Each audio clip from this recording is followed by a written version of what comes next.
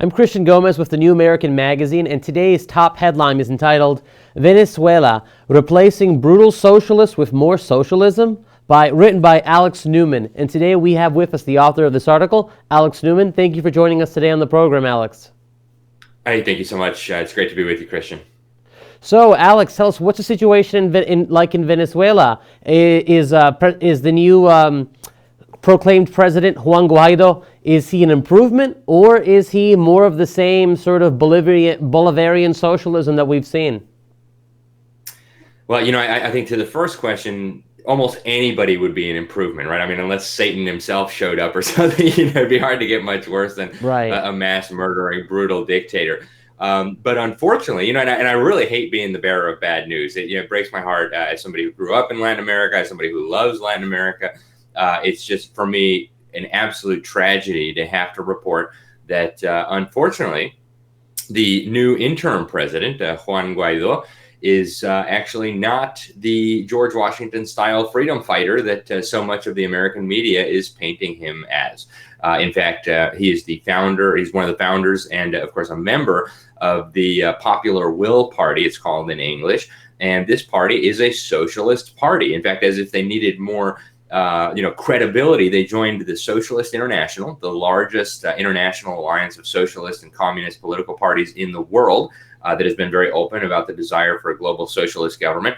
And if you read their party manifesto, what you'll see is it reads very much like what you would hear from Maduro or from Castro or from the Soviet Union, right? Or Everyone Chavez. has a right to or a comfortable house and fresh food and education. And this is not a struggle for liberty. This is a struggle between communists and socialists. It's kind of an intra-family feud here.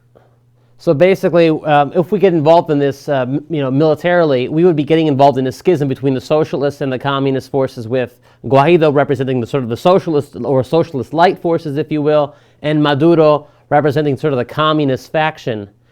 Is that correct? That's right. That's exactly right. And, the U.S. government has such a long track record of supporting communists. Socialists and communists. Yeah, and Islam. We wrote in the New American, my good friend Frank de Varona and I, Frank actually invaded Cuba when he was 17. He fled from Cuba some years before that. And, of course, the U.S. gave support to Castro, right? That's right. Yeah, I mean, we wrote an article in the New American. He and I called "The U.S. Globalists Put Castro in Power and Kept Him There," and we document, in a bulletproof case, that the U.S. government put Castro in power deliberately. He would not have been in power without us. And of course, the Chavez regime was a product of Castro. And there's this kind of network in Latin America. We've talked about it before. Very, very few people outside the Sao Paulo of Forum, the right? Exactly. You have the Sao Paulo Forum, the Foro de Sao Paulo in Portuguese. This was founded by Castro, by Luiz Inácio Lula da Silva down in Brazil, the Sandinistas in Nicaragua, and of course the FARC in Colombia, the Marxist narco-terrorists there. And they were using oil money from the dictatorship in Venezuela to fund the takeover of other countries. And they're on defense now. They're going down in country after country. A lot of them are in jail now. Praise God. In Brazil, Luiz Inácio Lula da Silva, one of the founders, is sitting in prison now. Dilma Rousseff, his handpicked successor, was impeached, and now we have an anti-communist. You might even call it a counter-revolution. What happened in Brazil, but unfortunately, that's not what's happening in Venezuela. Again, the new interim president is probably going to be infinitely better than this communist dictator who's in charge. But, we shouldn't act like this is some kind of, glorious fight for freedom and, biblical Christian civilization. It's not what's going on. It's a communist and a socialist. And, in talking to Frank, who's very active in following what happens in Latin America, he said, well, this guy's going to be a temporary president and soon he'll be out. And the Venezuelan people could not possibly be ridiculous enough to go back to real socialism after their experience. But, I think what is clear is that we don't have a dog in this fight. The U.S. government should not be involved. We should follow the advice of our founders and mind our own business. That's right. And of course, with the international media support building up Guaidó as a sort of freedom fighter and hero, he may, in fact, fool the Venezuelan people into supporting him should he be a legitimate candidate in a actual runoff presidential election with another opposition party candidate. In fact, if you look at the Venezuelan presidential elections in recent years that they've had, the opposition parties are typically considered center-left or leftist. going up against the Maduro Chavez party, which is pretty interesting because the Maduro party, correct me if I'm wrong, Alex, I know you're the expert in this area, is it's called the United Socialist Party in Venezuela, the Partido Socialista Unido de Venezuela, which has been always backed election after election by the Partido Comunista de Venezuela, the Communist Party of Venezuela. So they are right there alongside Chavez and now Maduro. And if you look abroad internationally, who do we find supporting the Maduro regime? Not just Cuba and Castro, but we find the typical Marxist alliance abroad: